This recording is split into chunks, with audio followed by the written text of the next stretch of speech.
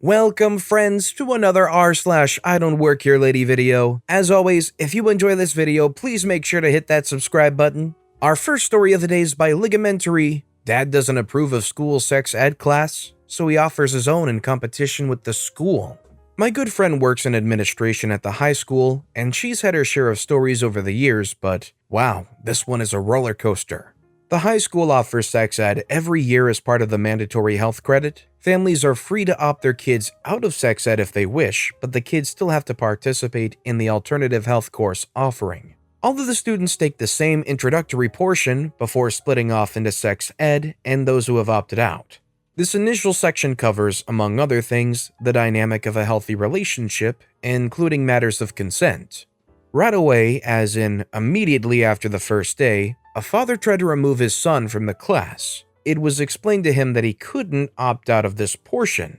He was furious, posting these long rants on the town Facebook page and on the school's parent portal and, I'm sure elsewhere, about how the class was political and we were shaming his son for being a man, and it was up to the families to teach these private subjects, so the school should stay out. He took issue with the lessons on habitually asking for consent, but also on the importance of discussing emotions freely, healthy division of labor between romantic partners, and avoiding sexual harassment. This is how this guy began to develop a following. Parents would say they disagreed with him on almost everything he was spouting, but that they were in lockstep that it wasn't the school's place to teach kids about personal topics like relationships. He started camping outside of the building while his son's section of the class was being taught, and shouting his own theories and beliefs at kids as they walked into the building, even handing out a pamphlet he got off some junk website. The school setup is such so that it's easy to be on a public thoroughfare, but still within full view of a classroom, so we didn't have legal grounds to send him packing.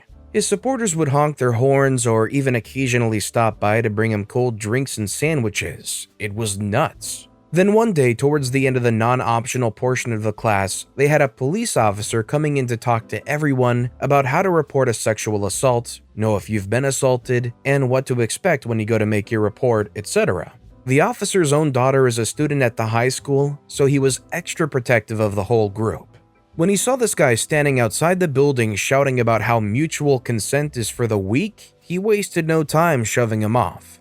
This happened right outside of the main administrative building. The guy tried to argue, "I'm on public land, I have a right to be here and say whatever I want," and started quoting some city ordinance thinking he'd really gotten one over on the veteran police officer. Nope, he wasted no time informing him, "You are causing a disturbance. You can leave or I can remove you. You've got about 10 seconds to decide." He was watching him get in his car to be sure he actually left, and apparently the guy made a few more smart comments to him about how the blacks are right, there really are no good cops left these days. But luckily the officer didn't let any of those gross comments provoke him and just said, "Sir, everyone certainly has a right to hold their own opinions and express their views. But when and how you do it matters in the eyes of the law. You can't shout fire in a crowded theater. You can't contradict teachers outside of their classrooms at the school. You hearing me?" At first blush, the guy wasn't hearing him because he drove off without response.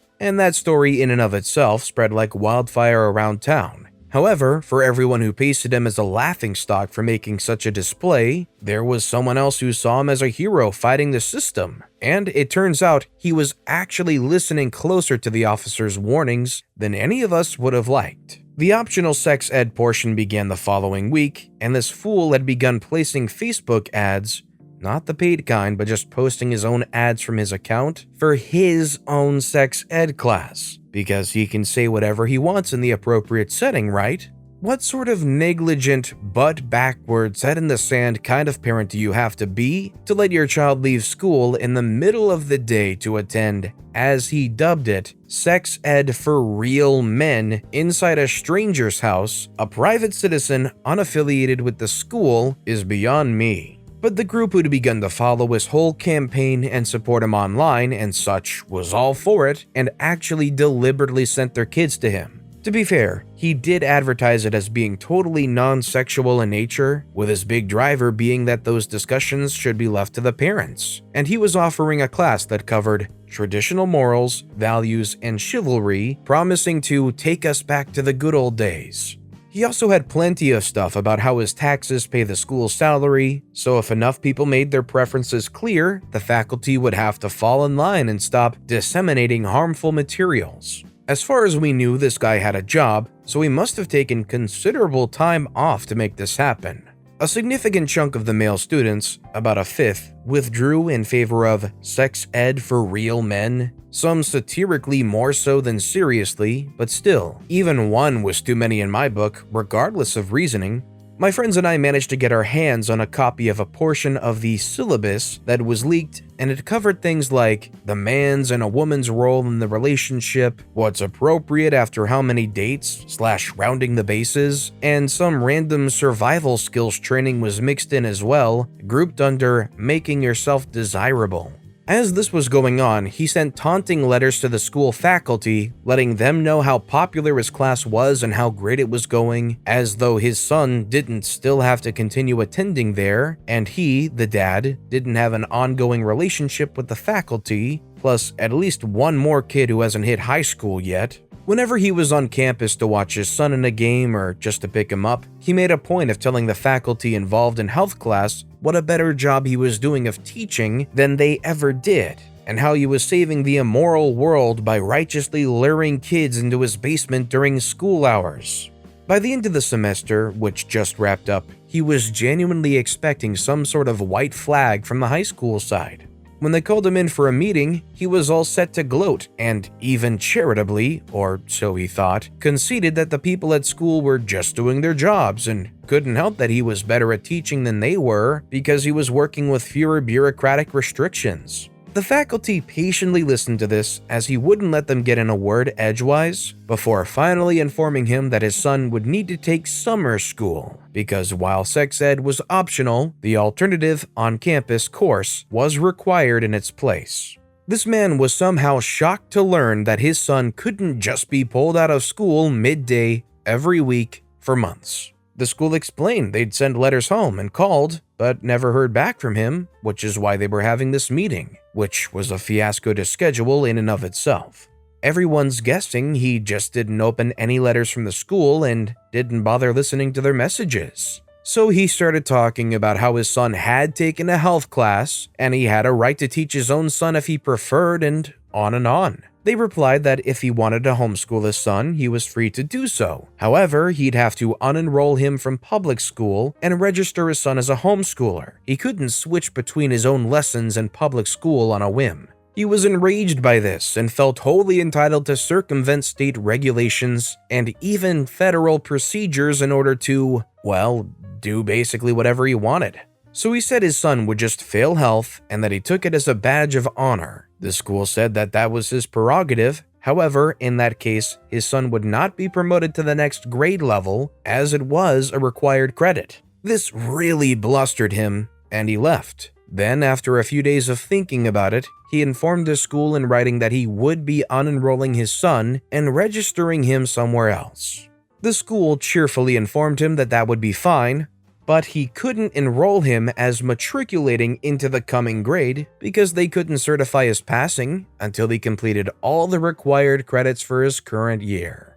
A logistical note, the other students in sex ed for real men were not facing summer school because their health class was scheduled at a separate time, so they took it in addition to the credit-bearing in-school alternative. Those in the same period block as his son just didn't take this guy's class or withdrew to return to school after receiving the first notice home. So, now, unfortunately, his son is bearing the weight of his entitled parents' poor choices. But not alone, busing is significantly decreased during summer school, so from what I understand, his father will have to wake up early every day to drive him in.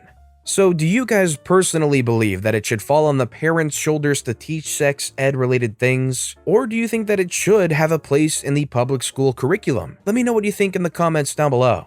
Our next story is by Wafer2016. He didn't work there, but he helped me anyway. This took place the summer after my accident. I was still stuck in my wheelchair and had been invited to attend a graduation ceremony for a family member's college grad. The college was about 90 minutes from us, so our family loaded my chair and myself and some pain meds into the van, and we all set off for our adventure. The relative graduating was excited that I was coming and met with the managers of the venue to arrange for me to go through the back door, with no stairs. They even moved aside some chairs to make room for my wheels. It was great. We made sure to get there early to make sure we didn't bother busy staff, so we had prime seats to watch the auditorium fill up, then fill more, until it was standing room only. I was glad I came with my own seat. Well, I was, until I had to pee. I managed to wait until after the processional, but by then I was fair to bursting. I told my family I'd be right back, insisted they stay to watch, and started off to find the loo. I was able to get almost to the doors, but then found myself surrounded by a wall of humanity so engrossed in the ceremonies, they didn't hear the chick in the chair saying, "Excuse me," over and over. Except for one man, my knight in blue flannel. It was clear he was there to see someone graduate, but he stepped forward and offered his help. I turned red and said I was trying to get to the loo. "No problem," said Sir Galahad. He got me through the crowd and into the hall to the loo, where we were confronted by a crazy doorway with a zigzag hallway. Very much not chair-friendly. "No worries," said my knight. He leaned through the door and hollered, "Any ladies in there? Man coming in." I was cracking up laughing as he pushed me past the crazy entry and stopped with a flourish and a bow. Sir Galahad said, "Now you do your thing and yell out when you're ready and I'll come get you." He waited in the hall and took me back through the crowd to my spot and bowed with another smile, waving off my profuse thanks. He didn't work for the venue or the college, but he was so kind and so helpful and saved me some major embarrassment. So, Sir Galahad, if you read this, thank you again. I think it's really awesome that this guy went out of his way to help OP like that. But is it bad though that the thought of this random guy stopping to help a lady in a wheelchair brought up some what if kind of questions in my brain? Like wheeling her off to go find the bathroom and it seems like they were mostly alone. Obviously the guy was awesome and great and super helpful, but it kind of also is just a little spooky. And our final story of the day is by semi-old CRPGs, Just Helping. Many years ago, I used to help a friend who owned a gaming store where we played D&D. I have to admit he was a pretty crap owner. Usually would sit playing on his computer until someone came to the counter to check out, and was always grumpy when he had to answer questions or do special orders. He was pretty much in it just to get his playing supplies cheaper, and they depended on his wife's job for their daily needs. I'd run the store for him when he had to go out of town, not for pay, but just to help a friend. And I would always try and do the best I could for any customers that came in, greeting them, asking if I could help, etc. One time close to Christmas, he had to do his 2 weeks for his Air Force Reserves, so I stepped in. There were never any crowds, just 1 or 2 people at a time scattered through the day, so it was easy work. There was one elderly, probably in her 70s, lady who would come in every now and then to buy things for her grandson. This time, she came in to get his Christmas present, and I pulled out the main catalog we ordered through. The Armory for those who were into gaming back in the 80s and 90s. We sat and went through it, and she ordered 5 or 6 things to get him. As I was writing her order up, she seemed uncomfortable, and I asked if there was something wrong. She said she didn't want to upset me, but I really needed to fire the boy that usually worked there. She proceeded to tell me that he was always rude and never very helpful, and she was always glad to see me there instead of him. I had to do the "I don't work here" thing, explaining that he was the owner and I was just helping him out. She apologized and hurried out the door as soon as I finished the paperwork on our order. I told my friend about it when he got back, and we all got a chuckle out of it. Honestly, if I was helping out a friend like this, and a lady came up to me and said those kinds of things, I'd feel bad for her, and also about how just my friend's handling the business. But I feel like in a weird narcissistic way, it would kind of warm my heart. Like, it would motivate me like, oh, I could run this store if I wanted to, and it would be a great thing, and people would really like it. I could run circles around my friend's poor business. Just getting that positive feedback about how well they're running the store. If that was me, I would start considering like, you know what? Maybe I do have a future in this business. Maybe I should look into it. I mean, to be fair, working at a game store could seem like a cool thing, as long as you don't have a great sense of smell. I'm not saying anything, but I'm also saying that a lot of people that go into these stores sometimes don't have the best hygiene. But with that being said, that's a wrap on another bunch of stories here today. As always, if you guys have any favorite videos of this bunch, let me know which one in the comments down below and why. And if you enjoyed the stories in general, if you could subscribe to this channel, it'd mean a lot to me. I make these videos daily, and it's by far and away the best way to support my channel. So no matter what you did, whether it was subscribing or liking, leaving a comment, I just appreciate the heck out of you guys. And as always, I'll be back tomorrow with even more stories right here on the Storytime channel.